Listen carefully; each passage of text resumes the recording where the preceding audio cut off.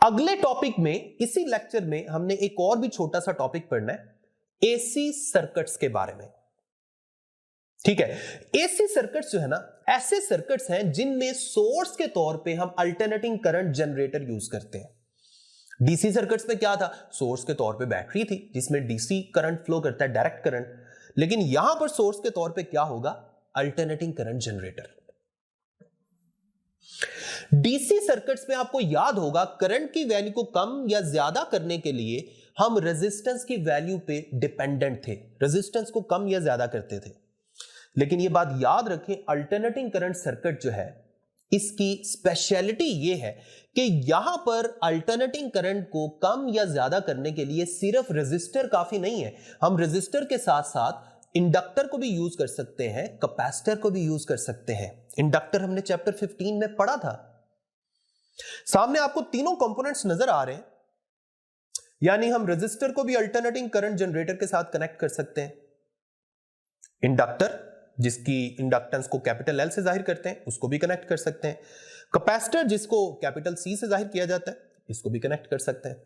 Alternating current की value को हम इन तीनों में से किसी भी कंपोनेंट की मदद से चेंज कर सकते हैं, जो हम अगले टॉपिक्स में डिस्कस करेंगे। अभी हम स्टार्ट करने लगे एसी थ्रू रेजिस्टर।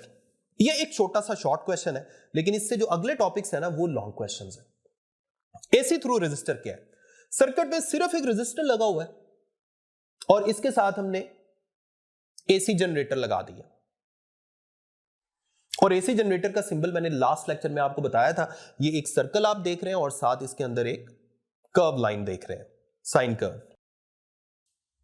ये बात याद रखें, जब भी हम अल्टरनेटिंग करंट जनरेटर के साथ इस तरह अटैच करते हैं ना, तो जो वोल्टेज मिलती है वो अल्टरनेटिंग वोल्टेज होती है। तो अब ऐसा करेंगे, हम अल्टरनेटिंग वोल्टेज को जाहिर करने के लिए V भी लिख सकते हैं और इसकी RMS वैल्यू को जाहिर करने के लिए VRMS भी लिख सकते हैं। इसी तरह इसकी वजह से जो सर्किट में करंट फ्लो कर रहा है वो भी अल्टरनेटिंग करंट है, उसकी भी डायरेक्शन मुसलसल चेंज हो रही है, जो मैंने लास्ट लेक्चर में आपको बताया था। तो इसलिए हम यहां करंट की कोई फिक्स डायरेक्शन नहीं बनाएंगे, क्योंकि इसकी कोई फिक्स डायरेक्शन है ही नहीं।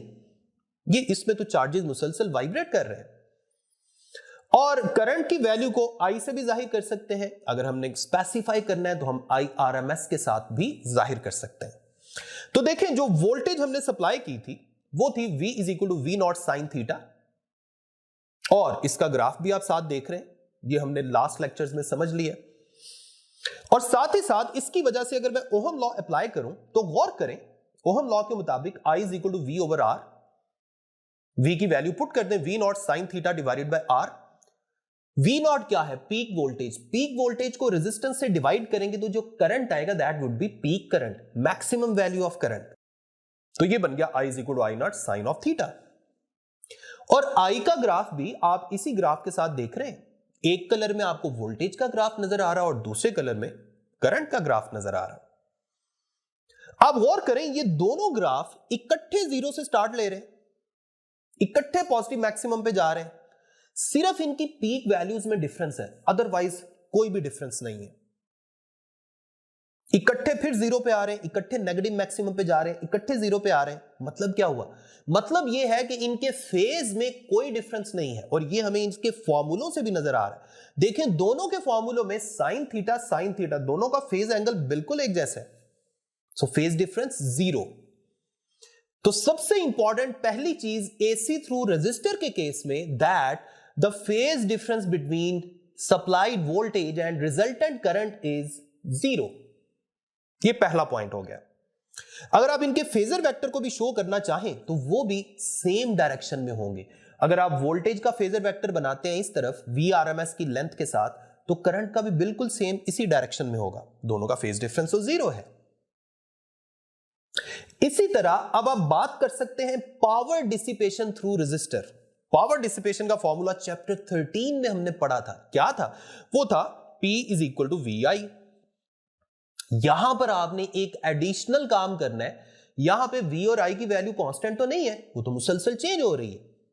तो मैंने आपको लास्ट लेक्चर में आरएमएस वैल्यू के बारे में बताया था कि जब भी वोल्टेज और करंट की स्ट्रेंथ के बारे में यह जानना हो कि इसकी मदद से हम कितनी एनर्जी हासिल कर सकते हैं, तो हम इसकी आरएमएस वैल्यूज की बात करते हैं। तो आपने हमेशा याद रखें, अल्टरनेटिंग करंट सर्किट्स में जब पावर का फॉर्मूला लिखना है तो उसमें भी आपने आरएमएस वैल्यूज ही यूज करनी है। तो आपके पास आ जाएगा वी आरएमएस, और ये याद रखें कि इस केस में जो पावर डिसिपेशन है ना, उसका आंसर मैक्सिमम आएगा। सो एसी थ्रू रेजिस्टर के केस में power dissipation must be maximum.